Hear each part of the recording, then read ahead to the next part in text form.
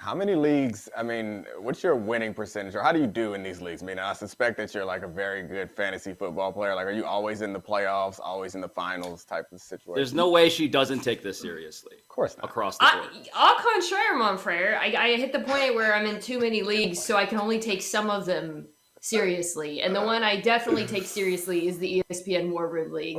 I would love nothing more than to be the Cinderella who comes into this league First of and all, immediately makes it to the finals. I want to know where that French is from. Like, what state or region, continent do they speak French like that? Gambit.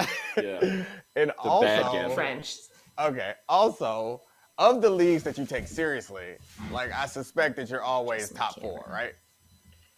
No. I mean, stuff happens. Like my Dynasty League, I lost Derrick Henry, Julio Jones, Robert Tonyan. Like, you know, it's football. Man, but this, I don't like this. I don't like this. I've cooked up this image in my mind of you dominating on fantasy leagues, and I want that to live. How you doing in this?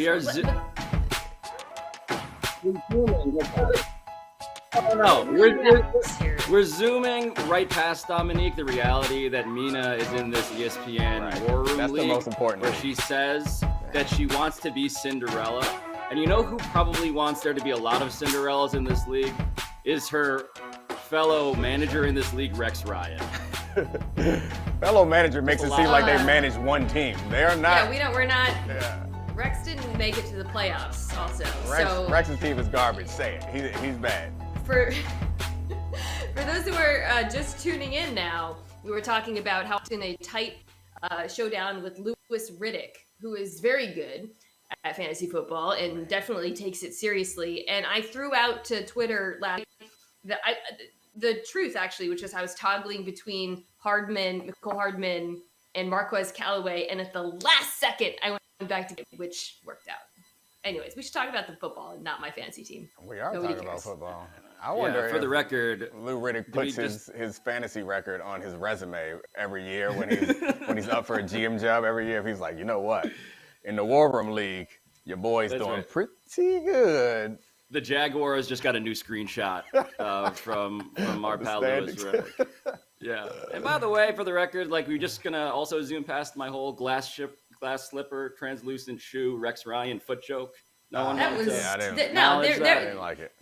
That was like you guys get it? A stretch of epic proportions there to get to the Cinderella thing. Yeah. Let's talk about the game.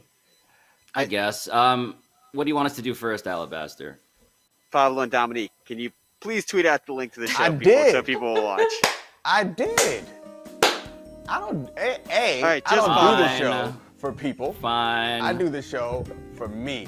So I'm watching. That's all that matters. And Pablo, you can send out retweeted you can send out the foot joke and see if the people like it there. They don't. No one will like it there. Ooh, hopefully I'm people gonna make are a only poll. tuning in now so that they miss the foot joke and that they're tuning in time to hear us talk about whatever the first topic You is. really want to get to this topic, Mina. You're in such a football hurry. Don't bring that NFL Live energy over here to us. This is a more relaxed setting. You know That's what? right. You're trying to get us in. No. You're probably going to drop some stats and analytics. Save that for your other friends. We are your dumb friends.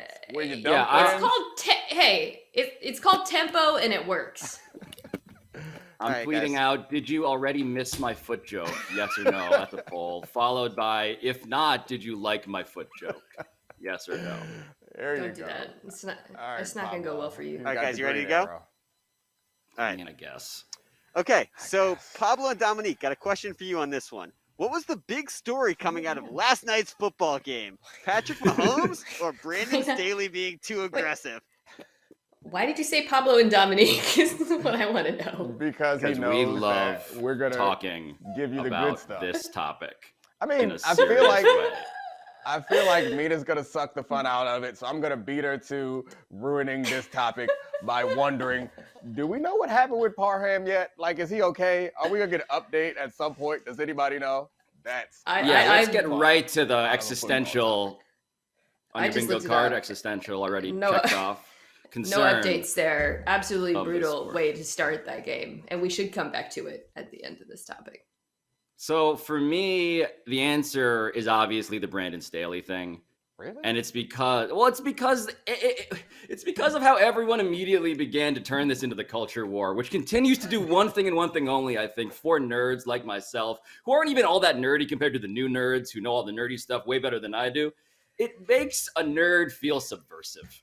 Like, we're in a world where Amazon and Facebook and Silicon Valley, they've taken over the world, right? Finance has internalized all of the analytic movement. Sports has already done this. The war is over. But if you want to make us feel like an underdog, try to stuff us into a locker. It makes me feel kind of rebellious, honestly, at this point. Because otherwise, look at Las Vegas. They're just making bank because of the things that you call spreadsheets derisively. So thanks for that.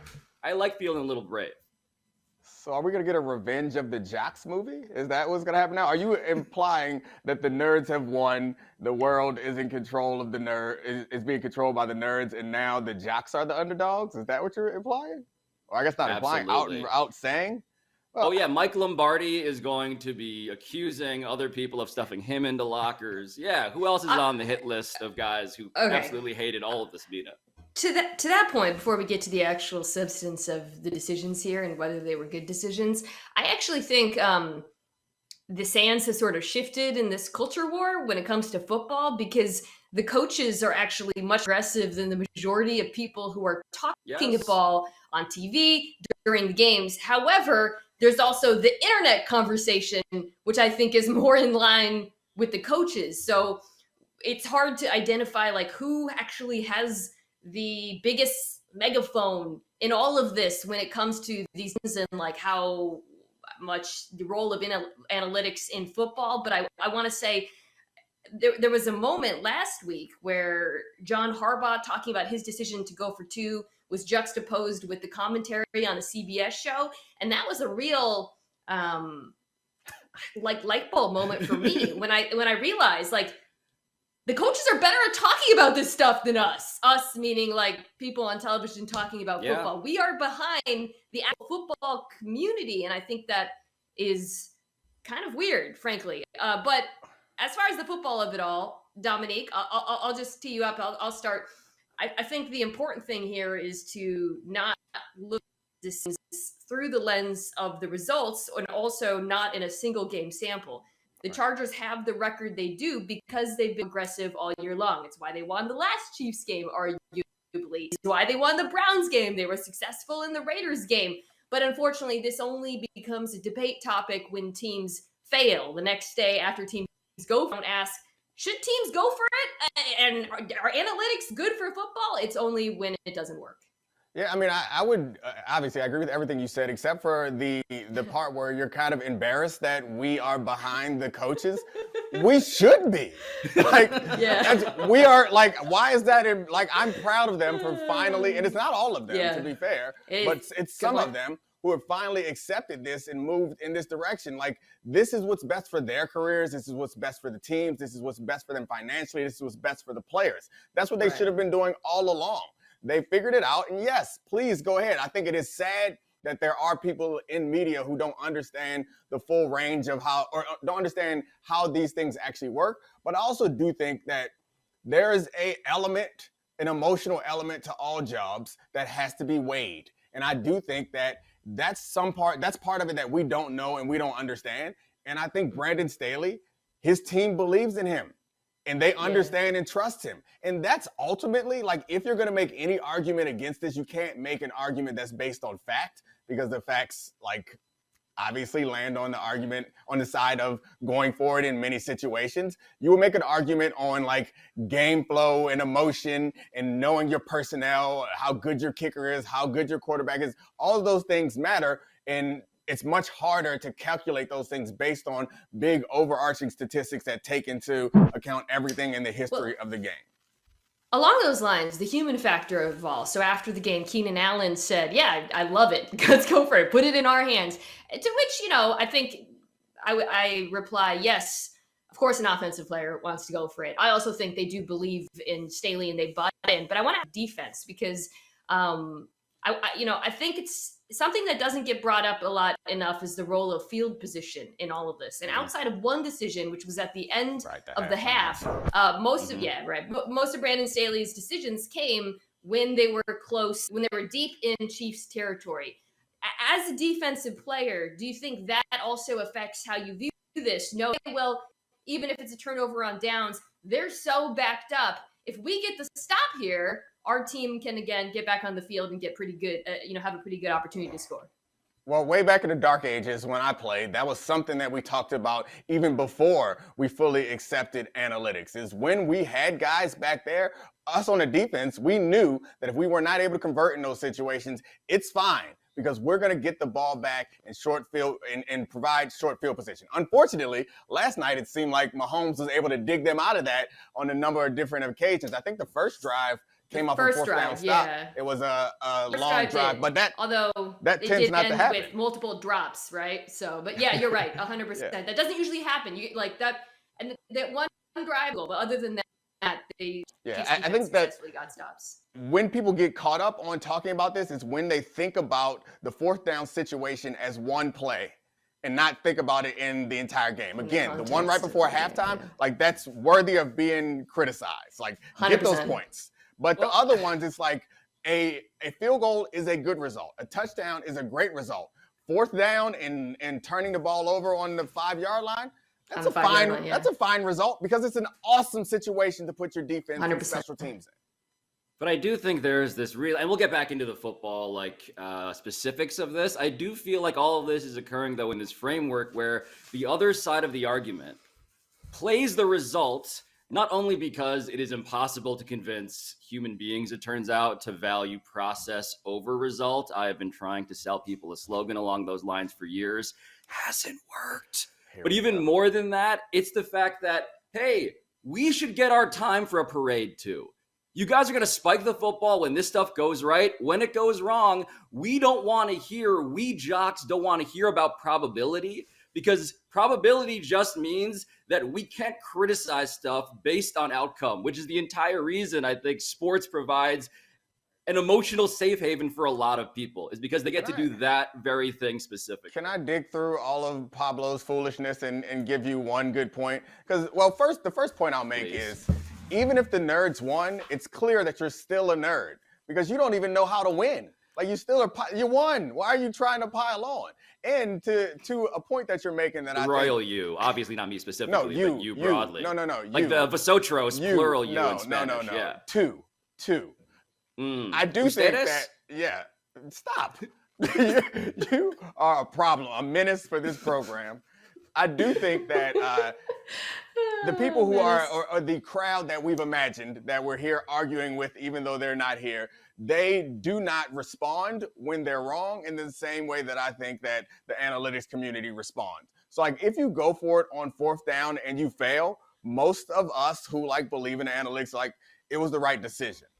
But when the people on the other side of this argument that pop up every now and then and cherry pick their opportunities, when their team goes for it or a team goes for it and converts and succeeds, they don't pop up and say, man, that was the wrong decision. Like that to me is the part of the reason why I feel comfortable in the position that I'm in, is because I can feel like I support those. They pop up and they're like, oh yeah, he had the right feeling. He just had a good feeling at that. Like, I don't know. Those things are hard. Yeah, or the play call, right? Yeah, they'll focus on excellent play call and execution when it's successful. When it fails in this case, we don't talk about the play call, which, by the way, the play calls were actually good on the Chargers' fourth downs. It was just drops, tips by legend Daniel Sorensen. It really does come down to multiple factors. And I think the reality is if the Chargers had kicked field goals and, still lost, we would again be doing, you can't kick field goals against the Chiefs, and it's all very results oriented. People still believe that, by the way, which is weird. Yeah, well, that is, I think, worth diving into here, which is how aggressive do you need to be against Kansas City? And I think that's a shifting question. I think in the second half, after the Chargers lost Derwin James, which is, by the way, why they lost. We're all talking about Brandon Staley and Patrick Mahomes, and they lost because they lost Derwin James. I feel pretty comfortable saying that. When he went off the field, Travis Kelce turned into a monster. There's a reason for that. But I think when that happened, you have a stronger case for being as aggressive as possible in every possible situation. I think, last year, every time teams kicked field goals on the Chiefs, they deserved to be criticized. This year, I think you can kind of look at the team, look at the matchup, look at everything, going into it, and it's not always a 1 and a 0. Now, I think Brandon Staley was in the right because of where they were on the football field, but it's not the same. It's the Chiefs argument that it has been in the past. So, quick recap of the cards Alabaster has been dutifully putting down here while Mina has been giving her analysis. Derwin James, yes, played only 26 snaps last night because of the hamstring thing. When he was on the field, Travis Kelce, yes, only had 1 catch for 14 yards, which brings me to the question that I have about the end of the game. So that play, Domonique, like when Travis Kelce just has like the Mario star and just runs through like 15 people. Like, is that basically what it is? What was the strategy beyond that part of it, which I could see? Well, I mean, the masterful defensive mind that I am, my suggestion when covering Travis Kelce, don't fall down. Like, that's what happened. The guy who was covering him ended up like chasing him down and being the guy. Or actually, I'm thinking about the early Travis Kelce play where he stopped on the 1. The second Travis Kelce play, I think, is better explained by the way that you did, Pablo, is the Mario star. Yeah, I don't know. He turned back into 25-year-old Travis Kelce and just couldn't be stopped. Yeah, and Derwin James probably would have tackled him, if not stopped him from catching it at all.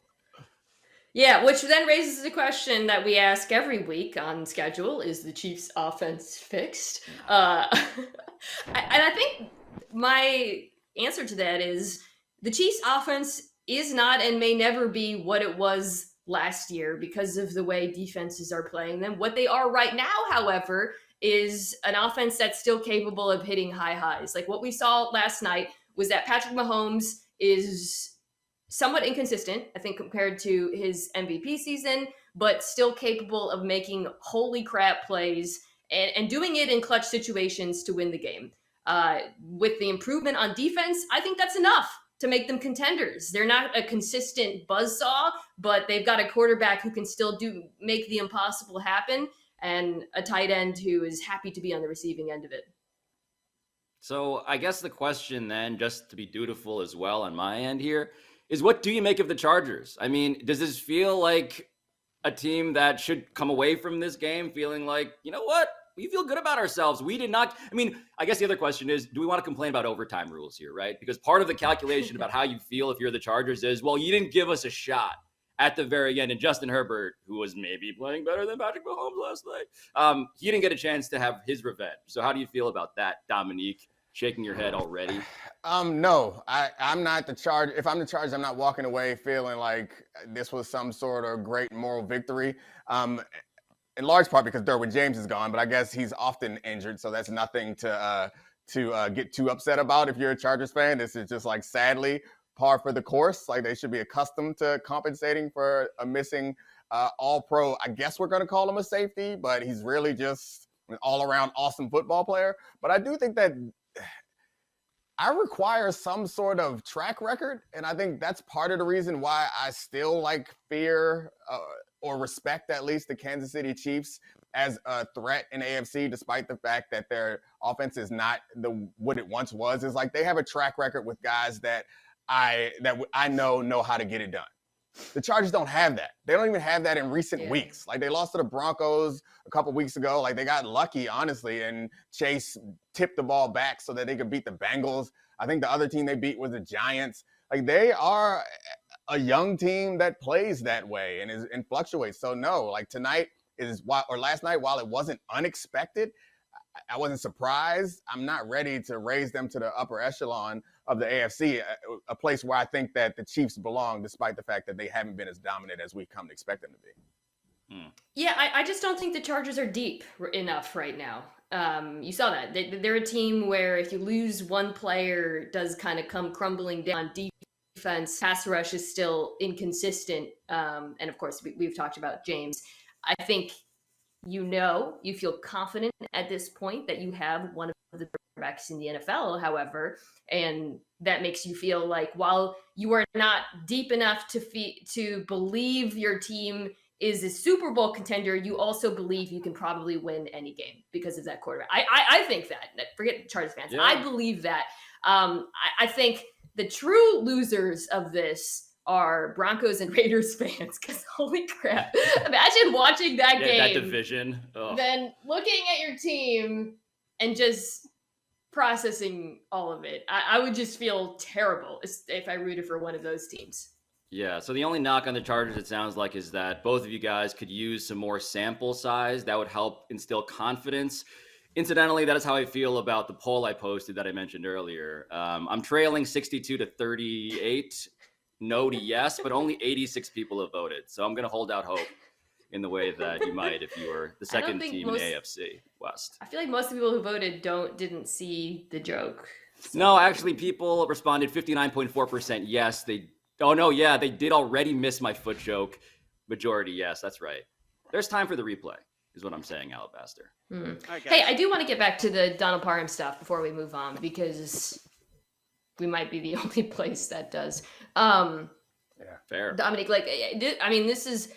Domonique and I were talking earlier this week about how nobody seemed to care about the Vincent Jackson news that he has stage 2 CTE, found dead in a hotel room earlier this year, or the fact that Philip Adams killed 6 people and was found to have severe CTE. This is all happening in a week. And 5 years ago, this is a massive, massive NFL story, and it barely registered on the news scale. And I told Domonique, it's hard because I don't know what to say other than, hey, we should still be paying attention to it and feeling terrible about it, which is not a take, but that's something that resonated in my mind watching the scene with Donald Parham, who, of course, was clearly concussed when he fell on the turf. And that was one of the scariest injuries, maybe because we saw it candidly. I'm sure there are scarier injuries where we don't actually see the fencing, but that was one of the that's one of the most scared I've been in a while watching football. I think it's been interesting how our views on this have evolved to a point where we don't necessarily care about the Vincent Jackson news, but we are appalled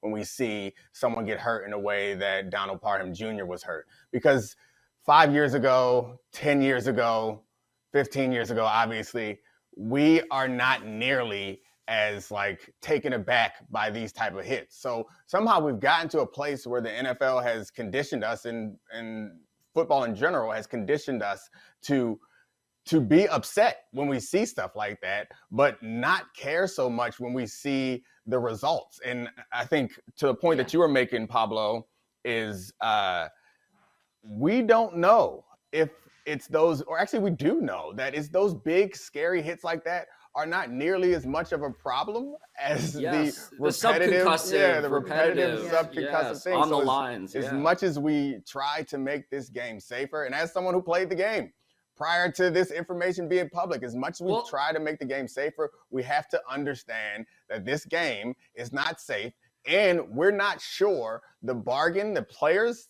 they're not sure the bargain that they're making. They're not sure the deal that they're making, and neither are we. We're not sure what we're sending our dollars to. We're not sure how complicit we are in the things going forward, because we're not sure how much any of this affects them and how well we can protect them. That's the key phrase, though, the bargain, right? What do you actually know in terms of medical information about the risks? Because the way I have buried a lot of this, admittedly, is the way that I bury it because I still watch boxing sometimes, or MMA, right? These guys know what they're getting into, right? At the very least at this point, it has felt like the conversation has been loud enough. The movies starring Will Smith have been visible enough such that everybody kind of knows, okay, there are real harms here. And I assume that everybody just is signing up for that. They're clicking yes at the bottom of a very long terms and agreements document, and they're saying, I'm in anyway. And I think the question for all of us is whether we actually understand what's in the terms of agreement, right? Do we actually think about this? Because it is. I think it's slightly different than that, Pablo. It's not do we understand, because lots of it is redacted. We can't read it if we wanted to. We don't have the information to know. Fair. We can't understand. And I think we could make parallels to lots of other industries where people pay a cost in order to make things easy for us or cheap for us and all that. But this one is the biggest sport and the most American thing that we have. I think that makes it slightly different and slightly more uncomfortable. And it's not 2009 or 2010 where we truly didn't know, not only but people were being lied Now there's some knowledge, but what I think is worth reinforcing, going back to, is while there's some knowledge and some transparency and some buy-in, and there is that terms agreement that is heavily redacted, it's still incredibly incomplete. And I don't quite know even how to talk about it candidly, because it's so incomplete. And the psychology of it, Mina, there's actually a parallel here to COVID to me. It's because you don't actually visibly see it. Right. You don't see it. It's invisible, right? The reason why a bone sticking through skin is 5,000 times more traumatizing than things that actually threaten your life, whether it be these concussions or whether it be the coronavirus, it's because your brain is actually not wired to take that as seriously visually. I want to bring up one more thing before we move on, which is I want to hear what you guys think about the fact that we saw so much of it on the broadcast last night. I think that's part of the reason it was so chilling. Obviously, I don't believe the cameraman intended to linger on him when he showed the fencing symptoms, but it was terrifying and it was a mistake. And I think they probably know that now. But I was actually, my initial reaction was, and then they showed him again shaking, accompanied by some pretty commentary about speculation, weather, right? And I want to just say this: in the moment, I said, "Wow, I don't want to see this. This is horrifying. It's disrespectful to him." But then later, I was thinking, "But we should show it. People should see this." And then I went back to, no, actually, they shouldn't, because the interest of the human being involved takes precedent over our lens. And I think it's really complicated, and I'm not sure where I land on it. Yeah, I mean, maybe this is, again, me being a little bit more brutish from my life around the game. Is I've seen things like this up close. I'm completely comfortable with it. I respect the idea that he deserves his privacy in that moment. That's a decision that the director has to make. Like, the cameraman's job is to get shots. If the director wants to switch off to something else, do that, fine. So it's certainly not on the cameraman. I understand your point, Mina, but I'm completely comfortable with having it be as in our face as it was that night. Aside from if Parham's upset with it, then that's a whole nother conversation. But I want more information, not less. I'm with that's you. What that is. I'm with you, because if that's not shown, we don't have the conversation. And it feels like the conversation in the end is important, Alabaster. So what do you have to say and add to this conversation? Just to put a button on this, we do have an update from the Chargers, who tweeted that Donald Parham Jr. stayed overnight at UCLA Medical Center for observation after being diagnosed with a concussion. He is resting comfortably, alert, and will be discharged from the hospital later today. So a bit of good news on the end. That is good news. Can we get back to my poll, perhaps? Well, we can. The winds are shifting in the electorate, I gotta say, since I shouted out voters here. We can move on to another well-coiffed quarterback and an aggressive coach. How do you parse what Trevor Lawrence said about Urban Meyer's departure? Do we have video? Do we have it? Yeah, we have the sound. Okay, let's hear it. For me, I think it brings a little bit of clarity to the guys in the locker room. I wouldn't say relief, but I would say it just brings some clarity and some direction moving forward. We really want to go and finish this season strong. And to be honest, it's been hard the last week with everything going on, and just there's a lot of things being stirred up. I think by the outside too, that didn't help. Made things a lot worse. But also, just everything that's going on, it's hard to be focused and have all your attention and efforts going towards winning the game when there's so many things going on. So I think I'm happy for the team that we have clarity, a sense of direction, and we can just go be our best moving forward for the next 4 weeks. Man, I'm gonna say it, guys. I kind of miss Urban Meyer. Kind of miss it. Like, what's happening right now, the sound of that was the sound of somebody being savvy enough to be boring. Yeah. That's what that was. Urban Meyer would come out here admitting stuff. Yeah, I'm cutting guys because of COVID tests. Yeah, I don't know how free agency rules work. Yeah, I'm mad it's at hard this. to remember. There's tampering in the NFL, right? Like, there are like 50 things where he would just come out and say it. Ugh. Trevor Lawrence, veteran savvy from the rookie, is like, I got this, guys. I'm going to parse words so carefully that you're not even going to know what I'm saying. Oh, I could go. I wanted to hear Mina's take on it, but I'm happy to step in. I can't remember a time when someone who is a number 1 overall pick, best prospect we've seen since John Elway or Andrew Luck, a statistical bust has ever come out looking so damn good.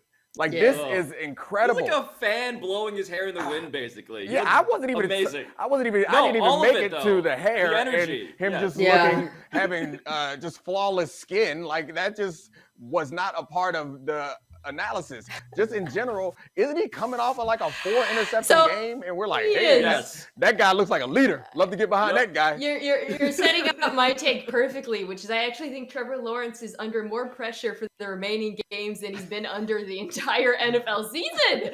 The betting line moved in the Jaguars' favor after Urban Meyer wow. was That's fired. impressive. They're Wow. playing the Houston Texans. This is such an incredible opportunity for Trevor Lawrence to come out smelling like roses. If he has a big game in this one, the world writes off the entire season.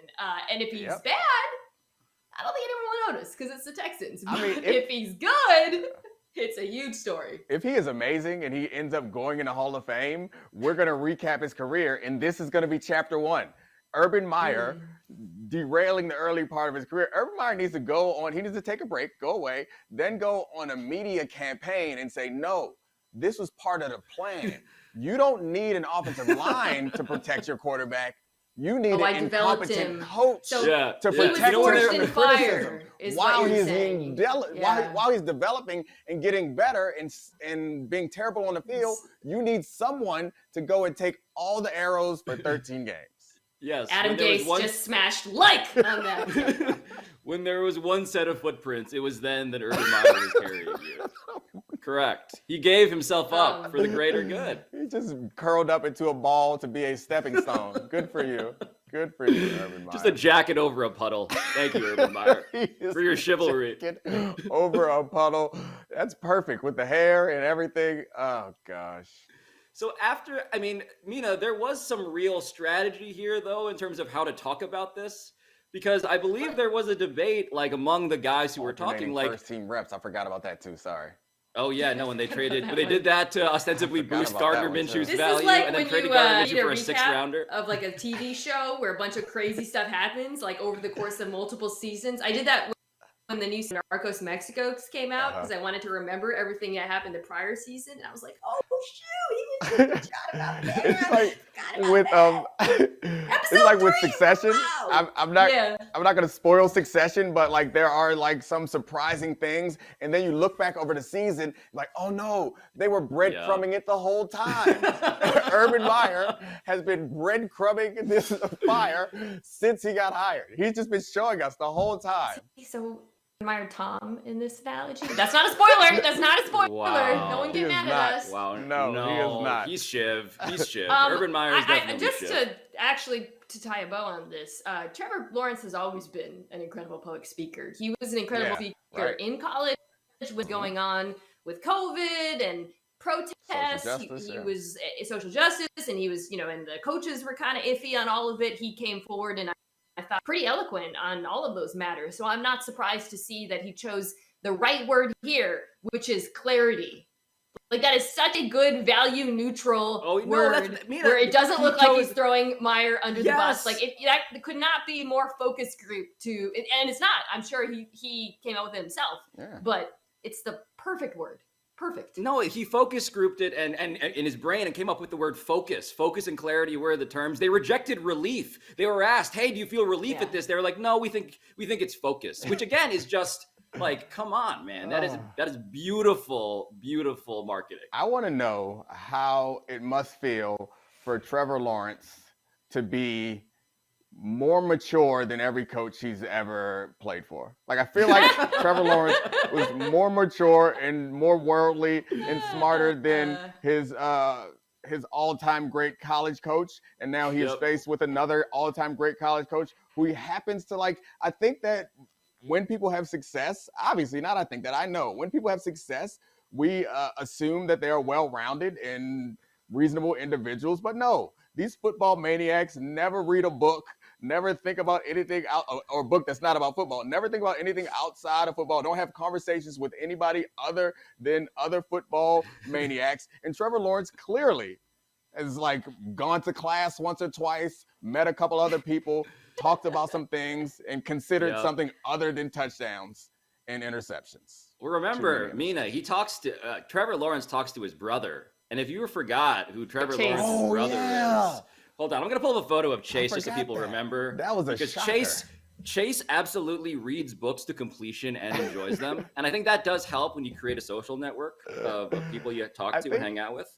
I imagine that, like, in the same way that Urban Meyer is taking these arrows, like growing up, Chase was out here protecting Trevor. Like, Chase was out here doing all the interesting, confusing, challenging, risky things, and then coming back and reporting them to Trevor so that he didn't have to put himself in that situation.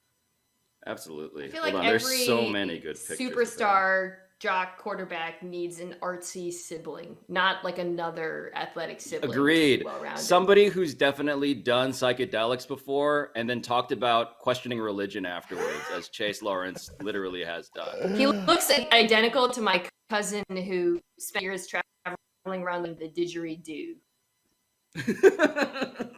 What? Which is an instrument that looks like a gigantic, like it's a giant woodwind that you have to like rest on the ground. It sounds exactly like that. And in high school, he had a band called the Didgeridudes.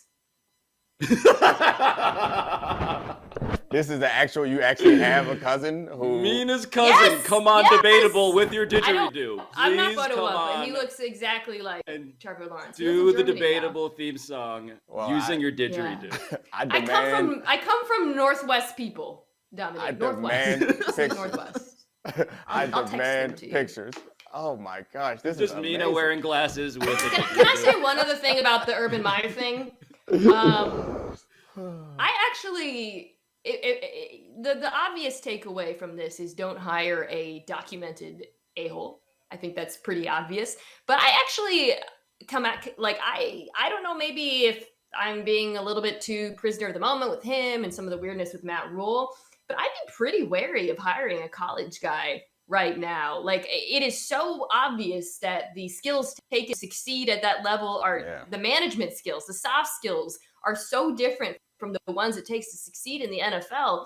And which isn't to say that everyone in college is incapable of making that leap, but probably a lot of them are, like, or at least have yet to prove that they can do it, Domonique. I really think that they need to have, like, at the annual coaches summit, they should have a big coaches summit where they also have like management training for coordinators. Like, they need, it's a very difficult job that is nothing like the jobs that they were doing before, let alone college coach. It's very different to be a college head coach, but even being an NFL coordinator, the job that you're stepping into is entirely different than the job that you're coming from. And there's no real way to know if someone will succeed in that position or not based on the fact that they were able to coordinate a successful offense, because that tends to be the people who get hired. Wait, I love this. I love the idea of NFL coaches having to go through rookie camp. Yeah, like, what's wrong with they show NFL rookies, symposium? Dominique, they show you how to put a condom on a banana, right? Like, they also do that for coaches, who, by the way, it turns out may also need to know that information just based on inferring like various things I'm learning. Like, I think that, all valuable. No, you need, like, the NFL needs to hire what's her name, Brene Brown, to teach them about being emotionally vulnerable or something. That's what's needed here. It's just a session where they all cry together. Yeah, I honestly think Chase Lawrence needs to lead this. Yes. He needs to. Yes. He needs to teach it with his didgeridoo. Chase Lawrence, come on, Debatable. Microdose. Oh yeah. Come on, Debatable. Those are the three action items I have for Chase Lawrence and Mina's cousin. Please. Mina's not here for your foolishness. All right. You see that? To push this succession metaphor a little bit farther, we're going to move on from one troubled number one son to another. Are you starting to worry that Zion will never be the player you hoped he would?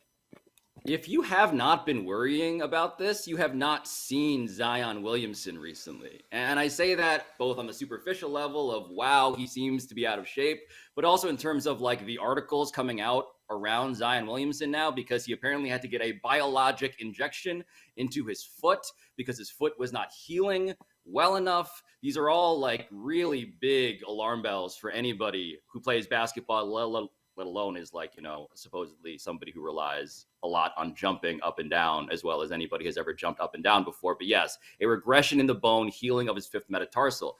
And the question, guys, around Zion Williamson, of course, has not only been, well, can he play this season because the Pelicans are awful this season? It's about the fact that he has an extension, that he could be signing a max extension in the offseason. And now there's a question, a real question, if you're the Pelicans. Before it was, would Zion take our extension because we're the terrible Pelicans? Now it's, do the terrible Pelicans even feel comfortable enough to give Zion a 5-year, $181 million contract? Here's my question to you.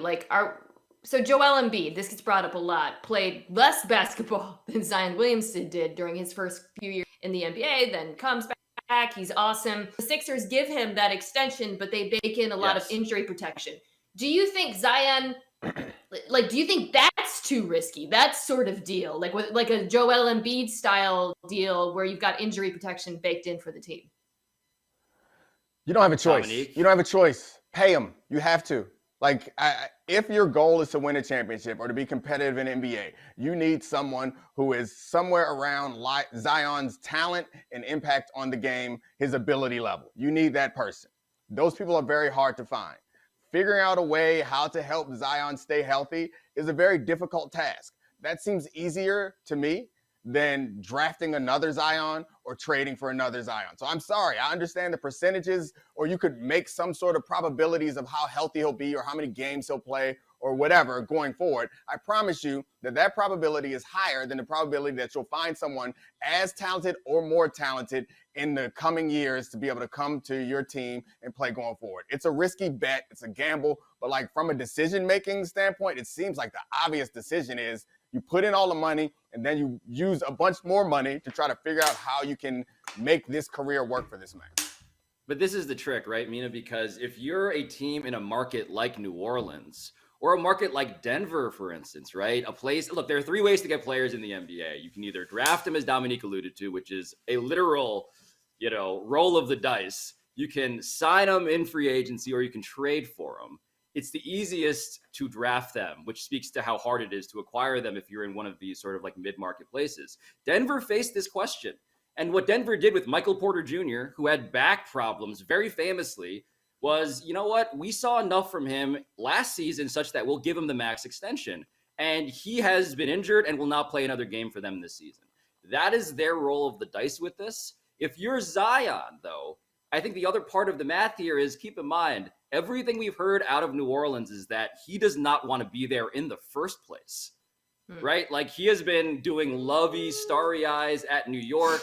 Him and David Griffin reportedly do not get along. So if you're the Pelicans, I don't think you really have room to negotiate with him. I think you kind of got to give him what he wants if you want to be in the Zion Williamson business. It just seems like the question of, do you want to be in the Zion Williamson business is more of a valid and open-ended question than it was even 2 days ago after this whole injection news. Yeah, I mean, you're kind of playing the odds here. You had one sort of outcome is MPJ and what happened there. And we had this conversation about Joel Embiid. Yes, that's right. It was not that long ago that people were Yep. saying this dude is never going to be it. He's never going to be healthy. He's never going to play at a high level. And of course, they're wrong. And I'm not saying that's evidence that Zion is going to go that route that Embiid did. But there really are 2 paths that you could go in. And I think Domonique's point is important because you've got those 2 paths, and then you've got the alternative, which is starting over again and hoping that you find a generational one. So you're basically weighing a roll of the dice in the draft versus a roll of the dice on a known quantity when healthy. And I would take that bet over rebuilding just based on what we've seen from Zion. He, I think, finished second ever in player efficiency for a 20-year-old. I mean, I know it's been a minute. It was crazy. It's crazy, but it feels like it didn't happen based on the discourse right now. And I think a lot of it because visually we see him. He doesn't look like he's never really looked like a typical NBA star. And that makes people concerned, I would say, even more than the injury on some level. whatever decision they make, or if I were in that situation, you know what decision I would make. But let's say I got put on either side of that. Like, if the worst case scenario happened in either decision, like, I'm more comfortable with the worst case of me signing Zion and him never playing substantively going forward than I would be with me letting him go and being an all-star somewhere else. Like, forget me even starting over. Like, him going somewhere else and being a league MVP in 5 years. Like, stay here and have an awful career. Don't go somewhere else and be amazing. Like, that is the worst possible I guarantee, and this would be sort of a test of whose karma is worse here, but I guarantee the New York Knicks would trade everything for Zion Williamson right now. Even despite every caveat, Alabaster. Alabaster, you also did try to interject, so... Yeah, just to pour some cold water on the Embiid comparisons. Embiid in his, de facto rookie season made the 76ers, as Pablo, I'm sure you know, 12.7 points per 100 possessions better when he was on the floor. Zion was around 7 for his career, and the big difference being Joel Embiid is an amazing defensive player. Zion hemorrhages points when he's on the floor. Yeah. Thanks, Coldwater. Yeah, I mean, look, but, we're I agree. not saying Joel Embiid is better than Zion Williamson. Yeah, I agree Joel with that. Embiid is better than Zion.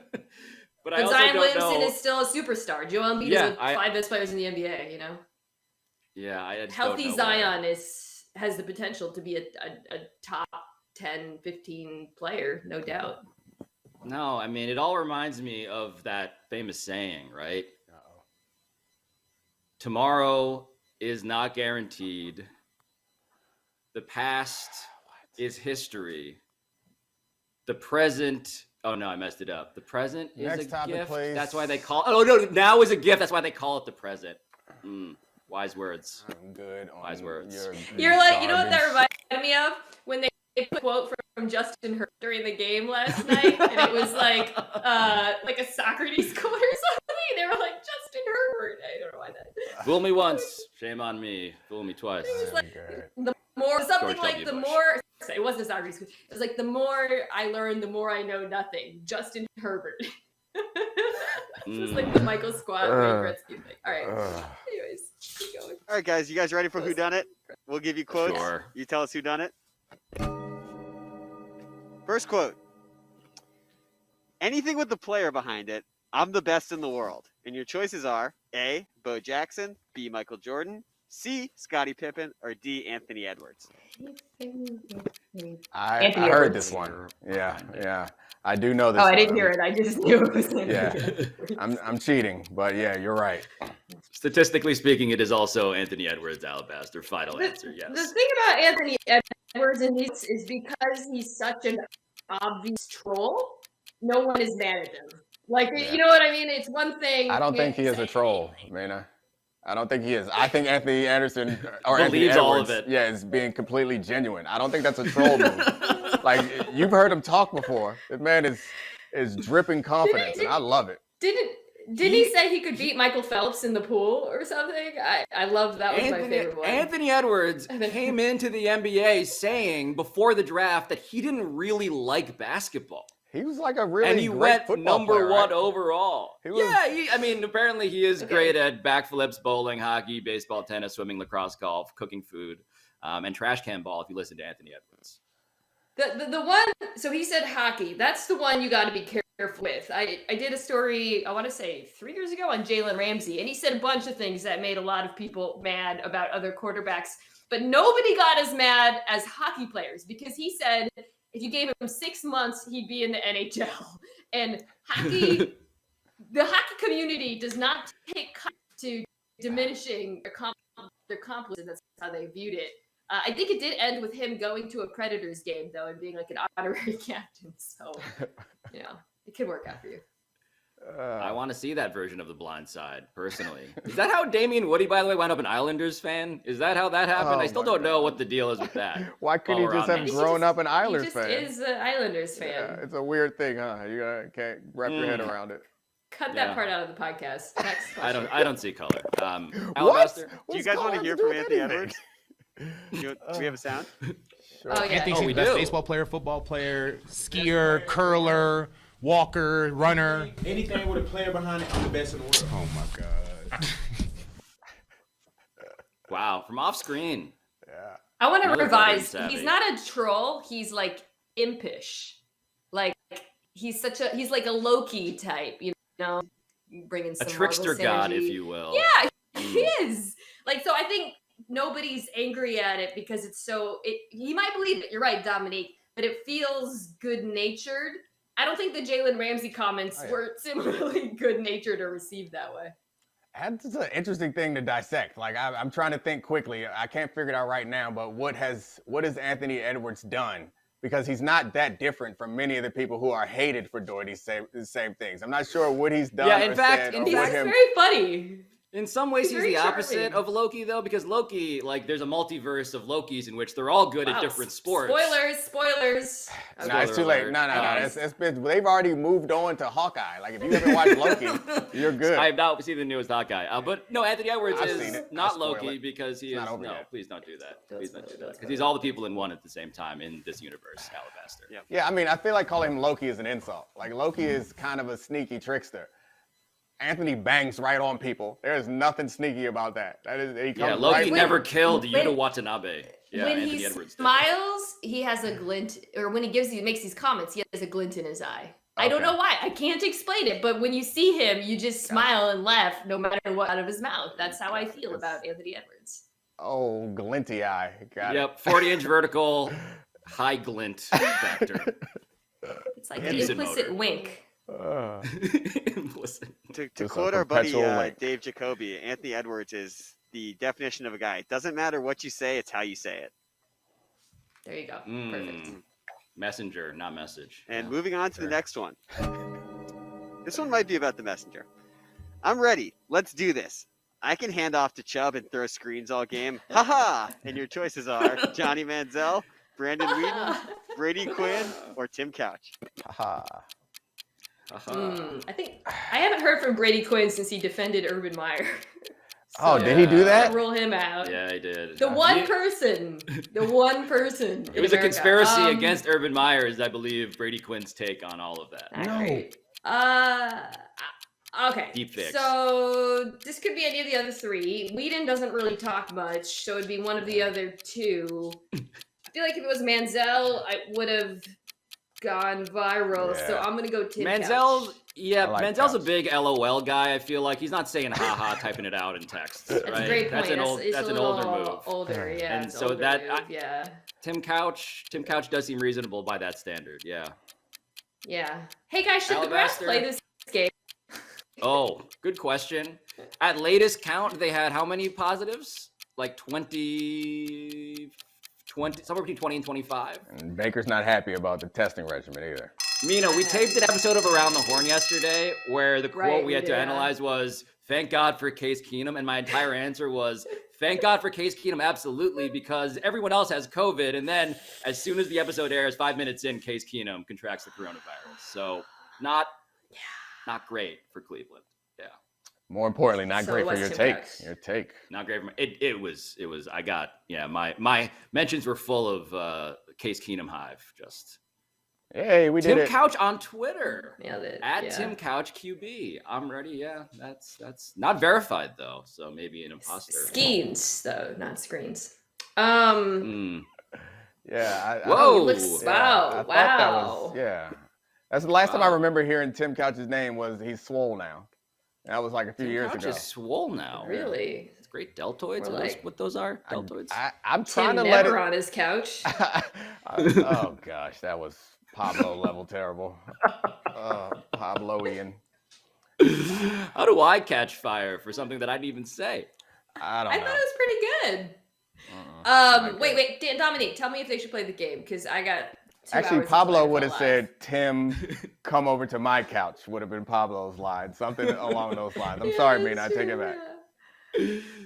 Wait, but truly, I actually do need a take on whether they should play this game, and I am in a position now where I don't feel comfortable giving takes on this COVID stuff because in society we don't know what the heck to do. Like I am not sure if I should be having dinner with people, so I don't feel comfortable saying whether or not this testing regimen works, whether or not the rules make sense, whether or not any of this should still be going on. It's all very confusing to Yeah. me. Not people tune into the show, right? To hear me just say I don't know stuff. Yeah, well, It does, but it does feel though like look, and this is to get to the larger conversation about how to feel about this should go to dinner tonight, all the stuff that I'm also contemplating. It does feel like, how is the hospital in the area doing, right? Like, are we jeopardizing hospital beds? Can people actually get medical services? Because we know the reality of this per the NFL. Again, it's fascinating, right? Sports is they're conducting these experiments with a level of transparency that we don't see in other parts of American life. We have a bunch of vaccinated human beings who are tracked. Statistics are provided. They're tracking which kind of variant they're getting. And what we're learning is that, thankfully, the vaccines work insofar as they're not being hospitalized, like, at all. I believe there's one hospitalization in 2 years, I think.